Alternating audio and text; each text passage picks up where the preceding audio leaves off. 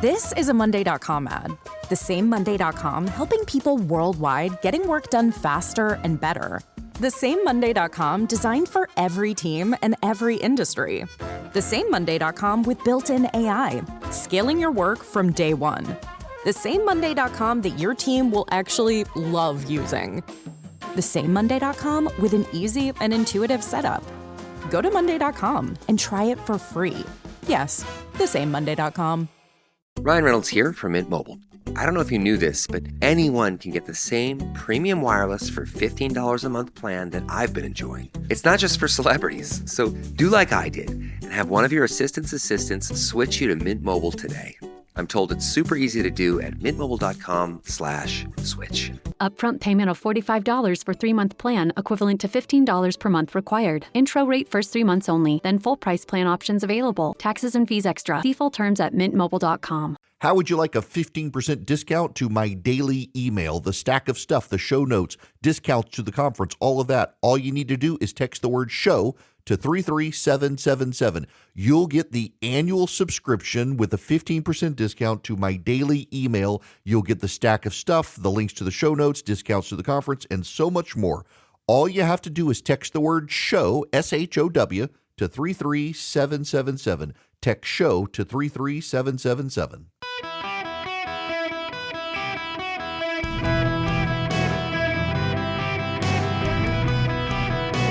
Welcome to the Eric Erickson Show podcast, Hour 2. Greetings, conversationalists. It's Eric Erickson here across the fruited plain. The phone number is 877-973-7425. Should you wish to be on the program, I would be delighted to have you. I am broadcasting today from Freedom 96.9 in Oklahoma City, Oklahoma. My first time in Oklahoma City. And, you know, as someone from the Atlanta area, what I appreciate about both Tulsa and Oklahoma City is that Oklahoma City is not an hour from Oklahoma City, and Tulsa is not an hour from Tulsa, unlike Atlanta, where everything in Atlanta is an hour from everything else.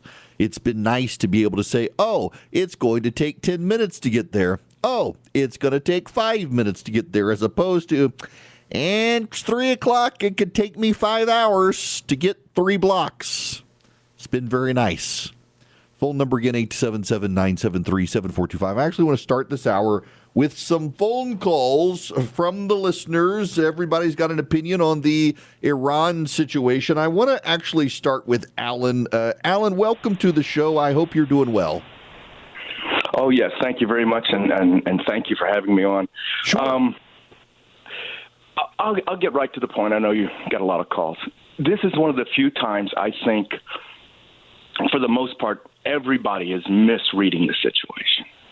First off, it's very much understood that the clerics couldn't tell you the truth if their tail end was on fire, and they're very similar to the Pakistani grooming gangs in Great Britain. They're just differences in power and situation and circumstance, and they got a mental virus. Well, we have gone through all these formalities of signing these pieces of paper, and everybody's playing table tennis back and forth. But the gist is this: Trump was under pressure. I think he boo-booed and realizes he boo-booed. He made a mistake. He thought he could get this done in time before the election, but he found out he couldn't, and he didn't want to carpet bomb, and he didn't want to kill indiscriminately. He does not have that in his soul. He wants to win. He wants to do what it takes, but he doesn't want to kill indiscriminately. So what happened? He finally realized he's getting too pinched time-wise. He had to yield. So what's he doing? He's yielding. What's he going to do next year? You know, in history, the Vietnam War, you had the Gulf of Tonkin incident. Well, guess what? There's going to be a Gulf of Hormuz or Strait of Hormuz incident. If I was him and they don't straighten up and fly right, and they can't straighten up and fly right because their mind doesn't work that way. Their goal is to wipe us off the map, wipe Israel off the map. So they're not going to disappoint us because they can't do any better. So what do you have to do? Have to crush them. Well, this time Trump knows more, and they're going to be preparing. But all he's got to do, he's got to get by the House and the Senate, got to have the Republicans maintain control, and then some point next year, the hammer comes down because they can't do right. So, listen, that is the most articulate, I think, theory of the play here. And I hope that you're right. I personally would like to think he's lulling them into a sense of normalcy, watching them all get together. Then we're going to decapitate this level of regime. Because, again, I think it's very important that people understand that the foreign minister of Iran who negotiated this deal is already on Iranian television saying that once they have the resources available from this deal, they intend to destroy Jerusalem. And the son of Ayatollah Khomeini is saying that the great jihad can now begin against Israel when they get their $300 billion. By the way, the Central Command has just noted that they are ending their blockade and will allow the transport of Iranian oil out of the Strait of Hormuz for sale immediately. And the White House has just said that they will begin to allow several $billion in frozen Iranian assets to flow from Qatar, effective immediately. So no performance guarantees. They're immediately allowing this to flow. Here's my perspective and my concern on the theory. And again, the theory, a little more succinctly than Alan put it, was we got to get through the midterms, and once we get through the midterms, we will go back in and fight. I think we're going to wind up having to go back in and fight, whether we want to or not, whether that's the plan or not, because Iran's never going to agree ultimately. In fact, the majority of the Senate Republicans are out there complaining about there's no way Iran's going to agree to this stuff. But here's my concern. 13 Americans died in the fight against Iran. The Iranians have now been working with the Russians and the Chinese to better target American personnel and American military installations. They were actually far more effective than many of us realized at the time, including blowing up the U.S. Central Command base in Bahrain. They were specifically able to target our intelligence gathering facility on that base. They knew exactly where it was, and they hit it, and we couldn't stop them. 13 Americans have been killed. If Iran now has 60 days, or we drag it out for 6 months, we get past the midterms, to rearm, re-solidify where its missiles are, move its drones around, and take in better munitions and radar equipment from the Russians and the Chinese, how many more Americans are going to die? If it was to get through the midterms, why didn't we just not stop? We had our foot on the gas. We had our boot on their neck. Why did we let off the gas? If we were, as the Trump administration claims, in control of the Strait of Hormuz and letting oil flow, why not? Now, there's the this is the, I think, the fatal flaw in the argument is we claimed that the Strait of Hormuz was open and we were controlling it. But now that we've struck the deal, the president admitted that that wasn't the case at all, and that Iran actually had been effectively able to mine it and shut it down. What will stop them in 3, 4, or 5 months from doing that? I think that's ultimately the problem here, is if we do have to go back in, and by the way, I think we are going to have to go back in. I think it's going to be more costly for us. Here's the piece of the nugget that I don't think most people realize. And this one you should pay attention to. We have some intelligence that has come out about the Iran situation, and it turns out that every military vehicle of the United States that Iran was able to successfully target is a military vehicle and platform that we had given the Qataris access to. The Qataris have access to Apache helicopters. Iran was able to target Apache helicopters. Qatar has access to F-15s. We were able to see multiple F-15s and F-A-18s shot down by the Iranians. Every military platform we've given the Qataris, the Iranians, curiously enough, have learned how to undermine that military vehicle. I don't think that's a coincidence. And I think that the Pakistanis and the Qataris and the Turks give lip service to friendship with the United States and undermine us. After Iran, Qatar funds more terrorism than any other country on planet Earth. That's just a statement of fact. It's a statement of fact that has come from our intelligence agencies. It's a statement of fact that has come from our military. It is a statement of fact that has come from our allies. And yet we treat the Qataris as if they are our friend. That's my concern with this situation. Alan, if you're still listening, I think you articulated it the best, and I hope that is the case. But my deep concern, again, is that it will be so much more costly as Iran will have time to better prepare and better target. Because remember, our attack on Iran initially was a surprise. We were able to decapitate the first wave of their leadership because it was a complete surprise to the Iranians that we were coming. It will not be a surprise the next time. And over the next 60 days, they will have access to billions of dollars to buy new resources from the Chinese and buy new resources from the Russians and buy time to solidify their defenses and buy time to solidify their ballistic missiles and buy time to build up their drones, and more Americans will get killed. That's my concern with a delay, and I do believe we're going to have to go back in. Jay in Jacksonville, Florida, you're going to be up next. Welcome to the show, sir. Hey, thanks for taking my call. Sure. I was just wondering if maybe you've heard, I was telling your call screener there that I was wondering why you think the president got scared on this whole thing. Because when we first started, we were coming in hard against them, and, they were on the ropes. And a few more weeks and they would have been finished. And then it seems like he got spooked and took his foot off the gas and started begging for a deal and now it's like they're coming out on top and we're the ones, with egg on our face in this whole situation. So the president, when he was in Europe over the last couple of days, he said something very curious. He said he was told that there were 4 weeks left of oil in the world, and if we continued, that there would be a global depression, not recession, a depression. And he made the statement about a global depression, and he didn't want to be Herbert Hoover. He made that statement twice. My educated guess, and it is an educated guess based on talking to people who are involved, that the Vance wing in the White House convinced the president that you will plunge the world into economic chaos if you don't let up on the gas and try to cut a deal. And so the president did not want to spark what he believed could be a depression instead of a recession. So he began to let up on the gas, get his boot off Iran's neck, and allow peace to come so that he could find a path out of this. And I do think that's what it was.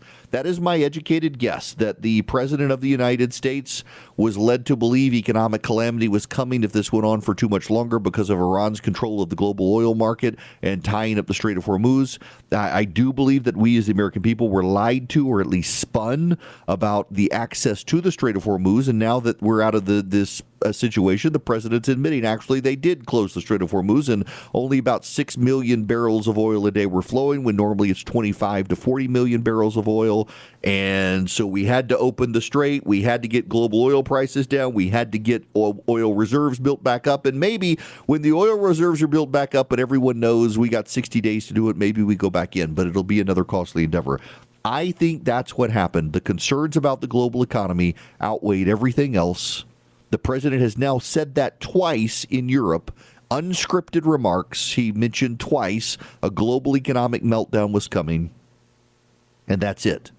The problem here from my perspective on this is that it shows the Iranians that the West will crumble if you offer them economic pain. And so what Iran now knows is that it does not have to be militarily strong.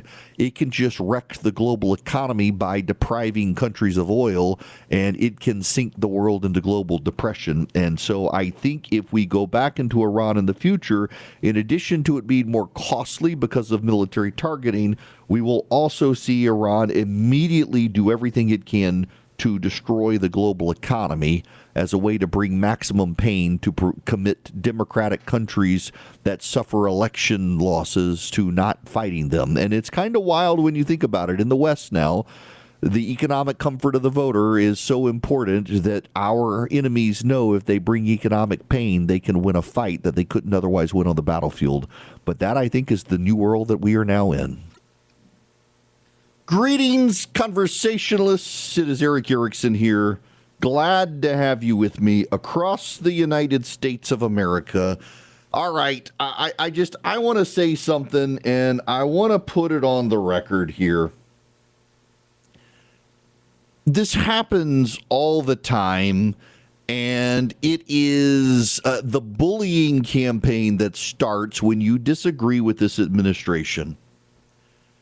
I have been around for quite a while now, helped get redstate.com off the ground back in the day, and I would routinely disagree with the Bush administration, particularly the Harriet Miers moment and the immigration moment, and they would push back, and they would come to the site and they would write responses, but never wanted to accuse me of being on someone's payroll or being bought off or being unfaithful or unpatriotic. I gotta tell you, the number of young punks on the internet who get behind a keyboard and mouth off bravely about how everyone who disagrees with Trump is bought and paid for by the opposition and you're not loyal to MAGA. I am loyal to the Constitution of the United States of America, my principles as a Christian and a conservative, and I choose to disagree sometimes. And you people sometimes don't like it when I don't agree all the time, but I'm not going to lie to you. There are a lot of people on the internet who are making a lot of money lying to people who want to be lied to.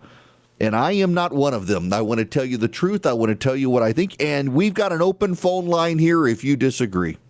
But the level of bullying from a bunch of unaccomplished 20-somethings who are grifting off the system to tell people to shut up instead of questioning.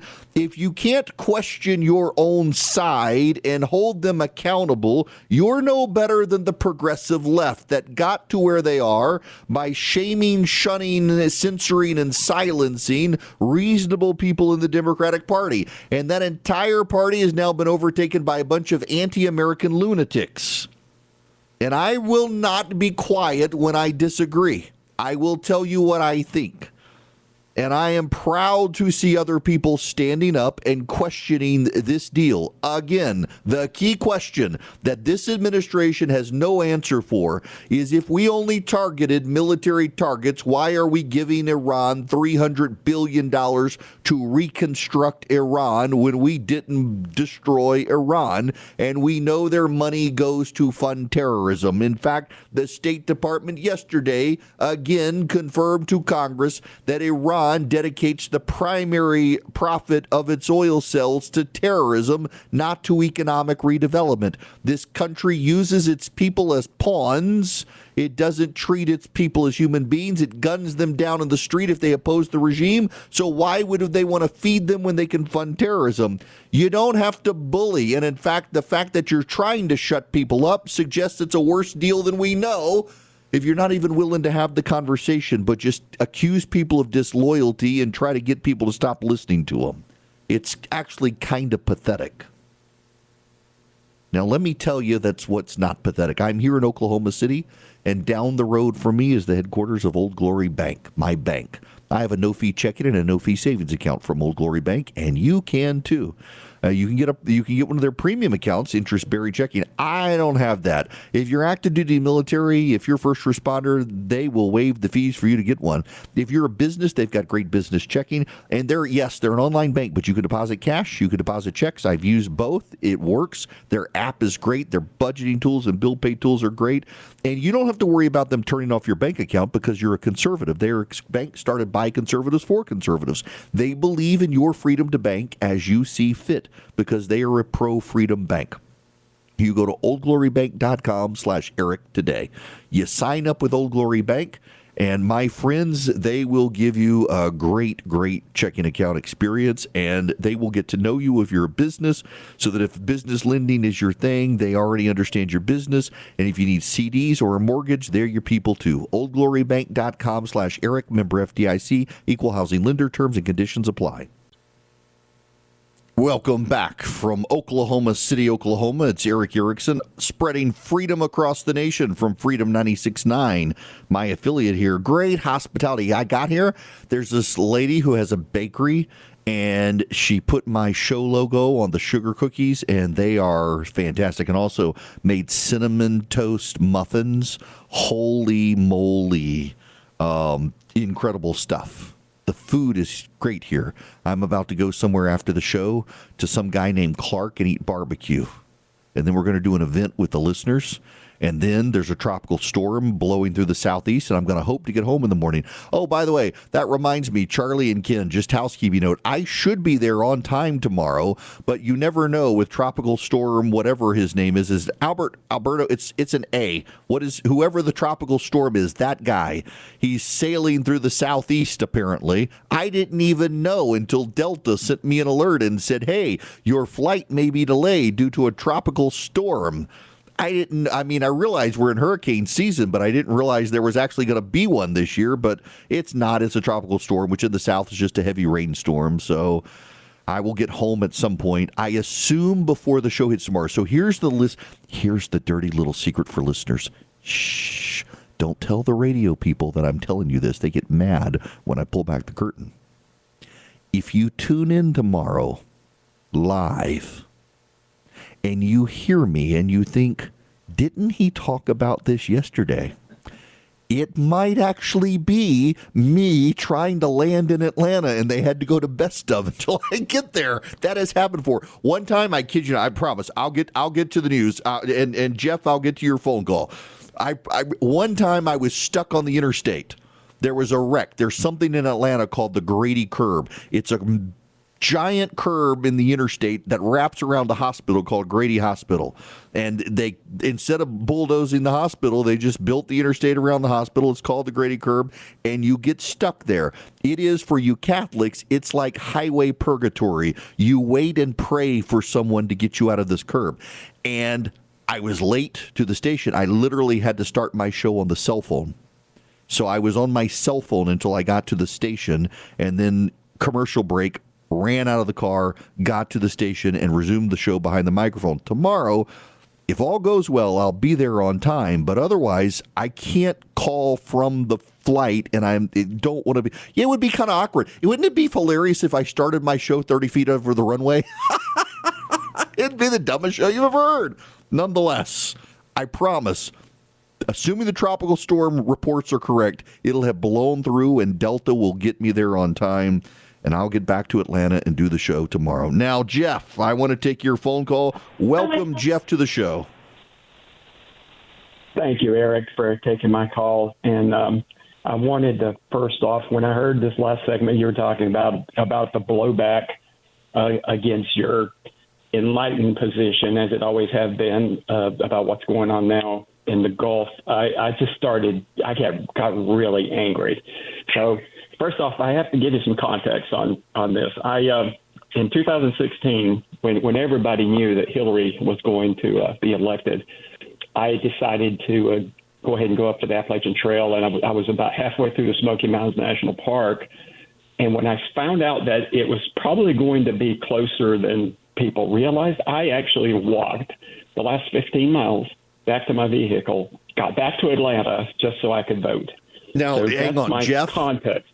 Jeff, we got to put this in proper context because we got listeners in South Carolina, and there could be euphemism here. You weren't actually in Argentina with your mistress, were you? You were on the real Appalachian Trail, correct? You know what? I told my wife that's exactly. She had GPS, as a matter of fact. I have a Garmin GPS, and she was following me, so my wife can attest. Not Argentina. His last name's not Sanford, people. So we can move on now. We just wanted to clarify it. But my father's name is Sanford. Oh, uh-oh. So that notwithstanding, Eric, so I just got really mad about 15, 20 minutes ago, and I had to call and defend my bro because I've been following you since Red State. When you started hosting for Rush, I said, oh, my God, he's going to be the next Rush. And sure enough, you are almost there, my friend. Appreciate it. Now, with that context, I agree. I've had some issues with some of the things over the years about but I've never doubted your expertise to it. So, but right now, the blowback on this stuff, I agree with you 100%.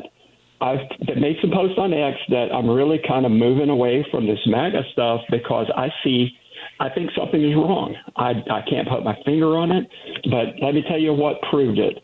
Marco Rubio standing behind Trump, I think it was yesterday in France or Switzerland, wherever. The look on his face told everything. He looked beat down. He looked defeated. And that's exactly how I feel. And I got to give you props, dude, because all these folks are these keyboard warriors out there attacking you. They don't have any context to do it. They just want to get clicks. Well, look, I appreciate it, and I got confronted last night by someone who said, "So, do you regret now supporting Trump over Kamala Harris?" It's like, no. He put a UFC match on the lawn, not transgender boobs. I'm totally fine supporting Donald Trump against the Democrats. I don't like this deal, but you know what? I like his tax cuts. I like his judicial picks. I like much of what he's done. I frankly like much of his foreign policy, but this deal I don't think is a good deal.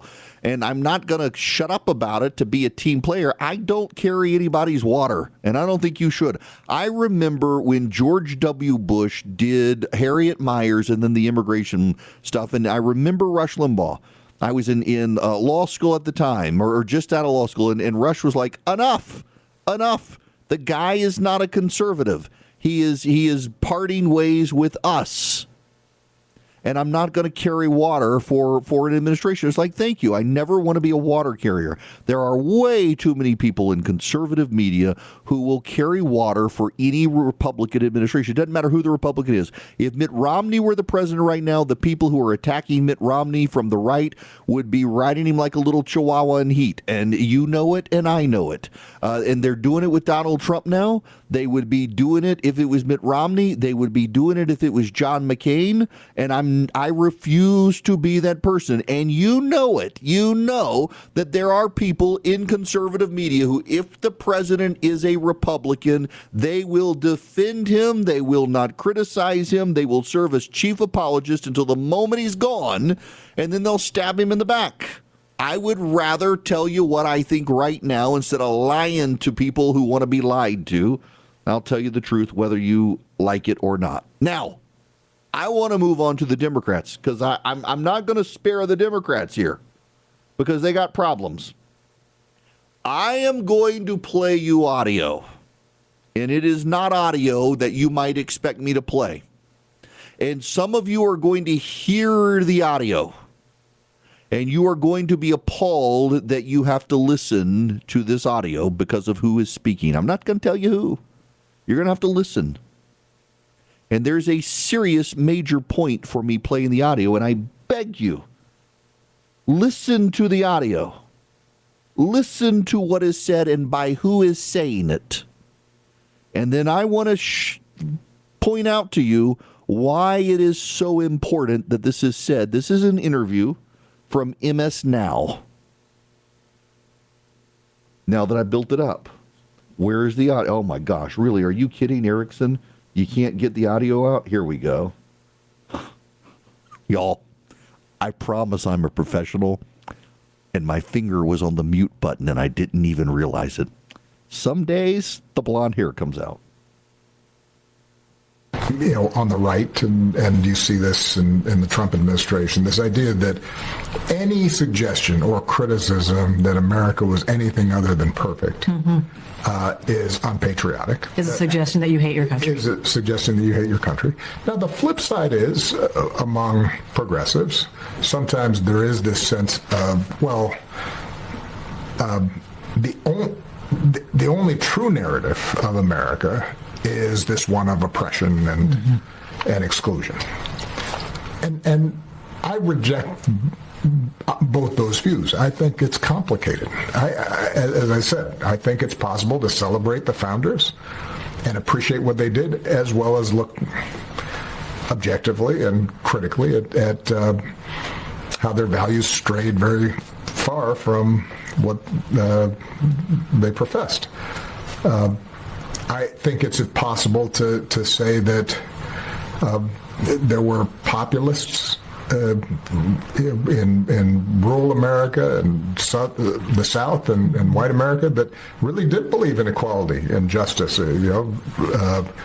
for white folks and helped to make progress in giving more people opportunity, and not ignore the fact that that was to the exclusion of others. And that's the kind of complexity that I hope people will get a little bit of sense of. That's what he says. Y'all, the reason I play this clip from Obama is because it's a warning to progressives. This comes at a time where less than 30% of progressives say they are proud to be American. Only about 20% of progressives say they have any desire to fly the American flag. A plurality of progressives now believe that the American flag is a sign of racism and oppression. And this is their progressive warrior, Barack Obama, saying, progressives, you got to get out of this mindset. I have problems with the Trump administration. I'm not shy about raising those problems and objections, particularly when it comes to the Iran deal. A friend of mine on my flagship station says he's voting for Jon Ossoff, the Democrat, because his guy Derek Dooley didn't win the primary, so he'll vote for Jon Ossoff. I can't do that. I'm not a fan of the way Mike Collins has run his campaigns and his primary and the people he surrounded himself with, but I will go vote for Mike Collins in Georgia in the Senate race because Jon Ossoff votes to perpetuate the system of progressives in power who degrade the United States. And he can give lip service, Jon Ossoff can, to his personal patriotism, but he continues to embolden and empower the progressives in the United States who hate this country. And he is beholden to them as their donors. He is one of the people who refused to fund Israel during the war because he was scared of running afoul of the progressive anti-Semites because he's Jewish. And he was scared of running afoul of the progressive anti-Semites, so he stood with them against Israel. He has stood with Barack Obama and Joe Biden on every bad initiative. He was complicit in the cover-up of Joe Biden's mental decline, and the Democrats across the country do this stuff regularly now. They do not like the United States of America. They are ashamed of their country, and we should not be working to elevate any of them and put them in power when they are that ashamed of their country. And the fact that their messianic figure, Barack Obama, comes out and says, hey, progressives, you need to stop hating the country, should be a big warning sign to the Democrats at a time that 1/5 of them refuse to fly the American flag and 45% of them believe it's a sign of oppression and racism in the country at a time a majority of Democrats in this country overwhelmingly say they are not patriotic about the United States of America. These are not the people you want to put in power. They're elevating a Nazi in Maine after years of calling Donald Trump a Nazi. They're elevating the weirdo in Texas after years of saying they need to connect to normal people. They're elevating the Al-Qaeda volunteer in New Jersey after trying to say they need to be more patriotic. They're elevating the Hamas supporter in Michigan who lied about being a doctor with patients at a time that they want to connect to the middle class.